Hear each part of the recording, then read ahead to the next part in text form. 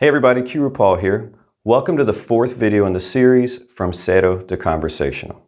In today's video, I'll be talking about location and adding the mega verb estar to your Spanish toolbox. I'll also be teaching you how to initiate conversations with strangers, to ask where a particular item is located, or to ask for some other type of information. As I've said many times, the purpose of this course is to help you become conversational in Spanish, which is not as difficult as you might think.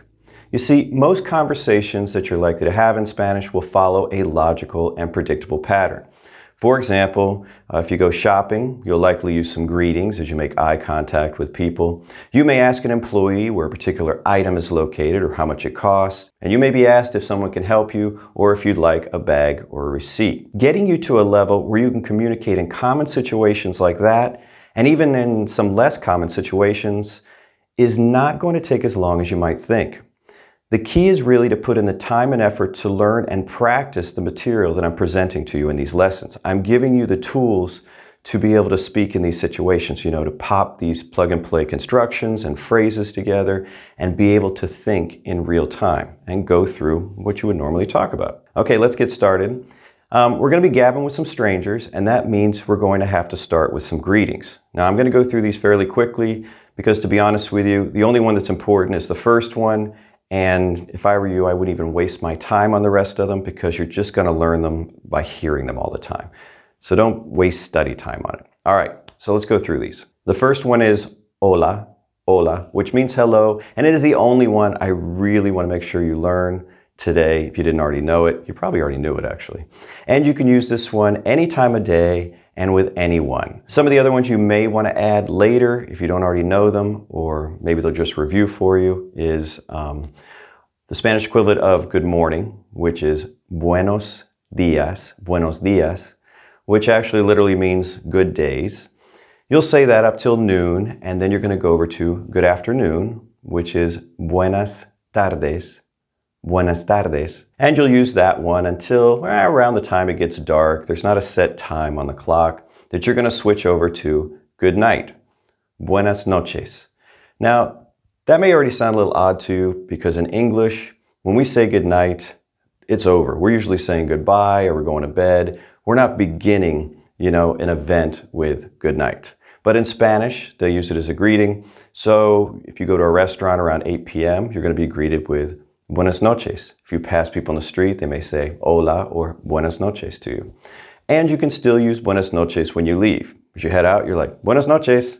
Now I'm going to teach you one of the most useful words in the Spanish language, and it is I. I. Pronounced like your I, but not spelled the same. This word means there is or there are, depending on the noun. You don't have to conjugate it. It's already conjugated for you. You're just plugging in words after it. It's super easy to use. Here's some examples. ¿Hay café? Is there any coffee? Sí, hay café. Yes, there's coffee. ¿Hay fresas? Are there any strawberries? Sí, hay fresas. There are strawberries. See how easy it is to use? It doesn't matter if it's a question or it's a statement. We're just plugging in nouns. The only difference is with the questions, we're putting that upside down question mark at the front, a question mark at the end, and we're changing our voice inflection. ¿Hay fresas? Sí, hay fresas. Nothing else is changing. Well, maybe the word yes in there. That's about it. You can even work this one in with your cognate trick. Are there any options? Are there any options? Go ahead and try that one. I bet you can do it. ¿Hay opciones? ¿Hay opciones? Did you pronounce all your vowels? Remember to be hitting those vowels. So the word I will be the word you use to ask if something even exists or if there are any more of it, which is the way I actually use it more, especially when I'm out shopping. So we're going to be using this construction, hay más plus our noun. Is there any more or are there any more? Here's an example. ¿Hay más café? Is there any more coffee? Sí, hay más café. Yes, there's more coffee. So that's not too hard, is it? All right, now let's see how we're going to work this into a conversation. Let's say you go to your local store looking for tomatoes, and you go to the section marked tomatoes, but there's no tomatoes there. So you need to ask someone if there are any more tomatoes. Well, unless you approach them and they already made eye contact with you, and you can begin with hola, the first thing you have to do is to get their attention. A very polite way to do that is disculpe. Disculpe. And that means excuse me, and it is very polite. You can go up to someone on the street, disculpe, and ask a question. You could go up to an employee in the store, disculpe, or the waitress, disculpe. Really good one to know. So we're going to go over to our store employee, get their attention, and ask if there's any more tomatoes. Disculpe, ¿hay más tomates? Disculpe, ¿hay más tomates? Now it's your turn to try a few. Any new vocabulary that I may not have mentioned is in parentheses. However, if you want to try these without looking at that little aid, just don't look at the screen and just listen to the English when I say it. So I'll be saying what you need to translate in English, pausing, and then I'm going to give you the answer. Be sure to say these out loud to practice your pronunciation. All right, you ready? Excuse me, is there any more coffee? Disculpe, ¿hay más café? Excuse me, are there any more napkins? Disculpe, ¿hay más servilletas? Remember the two L's together have a Y sound. Servilletas. Excuse me, is there any more chicken? Disculpe, ¿hay más pollo? Excuse me, are there any more tickets for the concert? Disculpe, ¿hay más boletos para el concierto? Excuse me, is there any more fish? Disculpe, ¿hay más pescado? A quick note about the word pescado. Pescado is the fish you eat, the one you consume. A live fish would be pez, and it's el pez, it's masculine. In the plural, it would be los peces. So in the supermarket or a restaurant, make sure you ask for pescado. As you can see, I is a super useful word that you can work right into your Spanish. It doesn't take a lot of thought at all because it doesn't change. It's always I. One of the most challenging aspects of becoming conversational in Spanish is verbal comprehension. You can control what you say, but not what the person you're speaking to says to you. Nevertheless, as I mentioned, many conversations do follow predictable patterns, and that will help you understand people. For example, I'll tell you that if you go to a business and you say hola, or buenos dias, or even disculpe, you're likely to hear a question come at you quickly, and it is, ¿En qué le puedo servir? And it means, how can I help you? It doesn't literally say that. It's more like, in what can I serve you? But it's like the English, how can I help you? First time I heard it was many years ago in Colombia. I went to a store and I was like, disculpe. And they're like, ¿En qué le puedo servir? And I was like, whoa, that was a lot. What was that? What was that? So when you hear that response one day, you won't do what I did and just go, huh? You'll know what they mean and you'll move on with your conversation. You're welcome. So once we identify that an item exists, or there's at least more of it using the word I, we might need to ask where the item is. And that's going to bring us to our mega verb of the day, estar, which means to be. There are actually two different words in Spanish that mean to be, ser and estar. And they are not interchangeable. They are used in very different circumstances. Ser is used for permanent states or conditions that are not easily changed. Occupations and origin. For example, permanent states and conditions. Soy alto, I'm tall. That's not easily changed, right? Occupation, soy profesor, I'm a professor. And the last one is origin. Soy de Estados Unidos, I'm from the United States. The verb estar is used for temporary states and conditions and location. Temporary state, estoy enfermo, I'm sick. I'm sick right now. I might be sick for a few days, but I'm not sick all the time. That's a temporary condition. And of course, location, estoy en casa. I'm at home. I'm going to dedicate an entire future lesson to comparing and contrasting these two verbs in detail. In that lesson, you're going to learn all about adjectives and where to put them in a sentence, and there's going to be a ton of new vocabulary for you. So, if you're not already a subscriber, be sure to subscribe to the channel so you don't miss that one. For today, we're going to focus on learning the conjugations for estar, and we're going to be using it exclusively to express location. All right, so let's take a look at that. Let's go with the common ones we start with. We always start with I, yo, and tú, you, the informal. So let's do those first. I am, yo estoy, estoy. You are, tú estás, estás. The emphasis on that one is over the A, estás. And just like with all the verbs we use with yo and tú, we can drop the yo and tú from our sentence, right? ¿Dónde estás? Where are you? And that's a new word for you. ¿Dónde? ¿Dónde? And it means where. Let's add that to our question words, right? ¿Dónde estás? Where are you? Estoy en casa. I'm at home.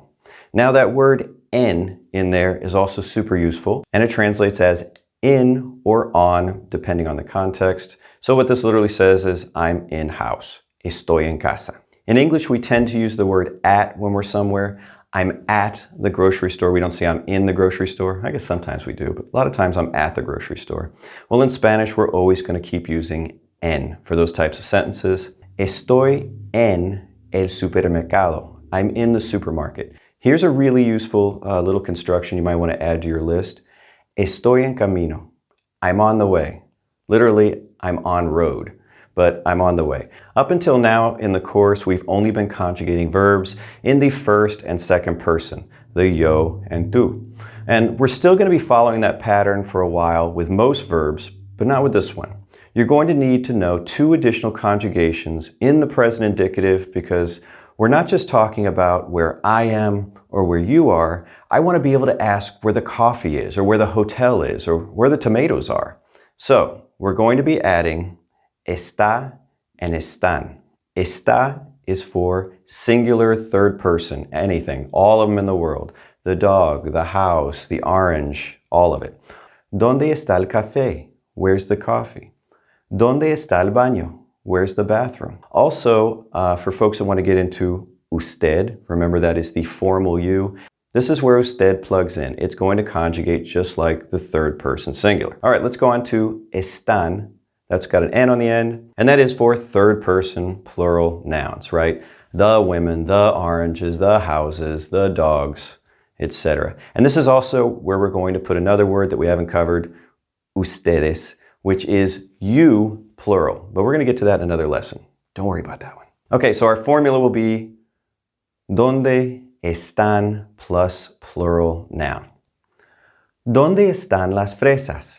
Where are the strawberries? So those are great sentence starters. ¿Dónde está? Singular noun. ¿Dónde están? Plural noun. So we could go into the store, walk up to somebody working and be like, disculpe. And when they turn and say, ¿En qué le puedo servir? We're not going to get thrown off by that, are we? No. And we're going to ask, ¿Dónde está el café? And they're going to respond where it is. El café está wherever. And it could be something else you don't really know, like en el pasillo dos. You're like, dos. I knew the word two. I didn't know pasillo. So you're like, two.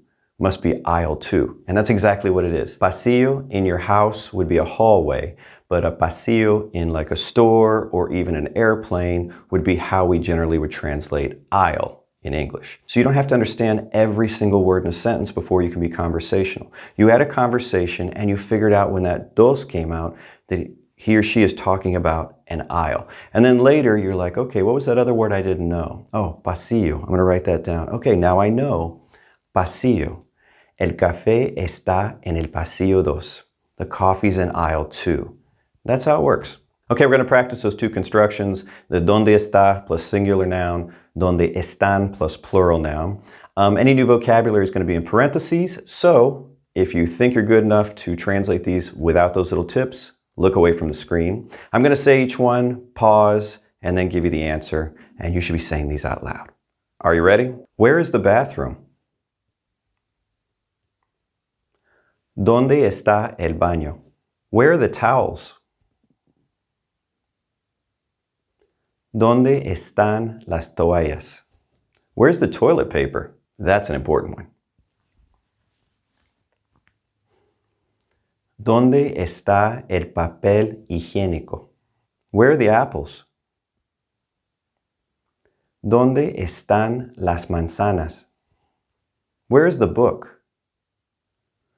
¿Dónde está el libro? Where are you?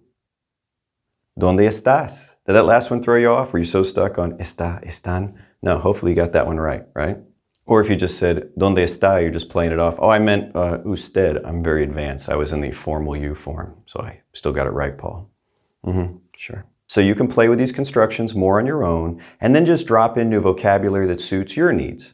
I recommend using wordreference.com or their app to look up words.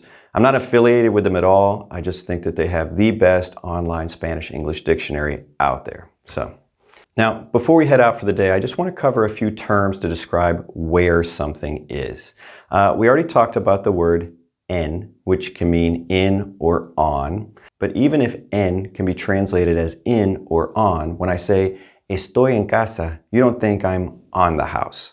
So context is important. So if I said, el libro está en la mesa, the book is on the table, you wouldn't think that en meant in the table. You wouldn't be like, is he saying that this book is in the table? Probably not. But if I said something like, el libro está en la caja, and caja means box, you might think, well, the book could be on the box or it could be in the box. But in that scenario, I'd probably still think in the box. El libro está en la caja. I'm going to do a future lesson on spatial relationships so you can learn terms that are more specific, like on top of and inside of.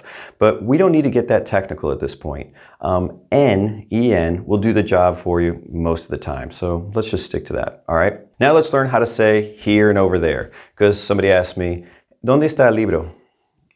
It's over there. Or it's here. I might just point. So we're going to be learning three words, aquí, ahí, and allí. So aquí means here. Ahí with the H means there, like usually within, pretty close proximity to the people that are speaking.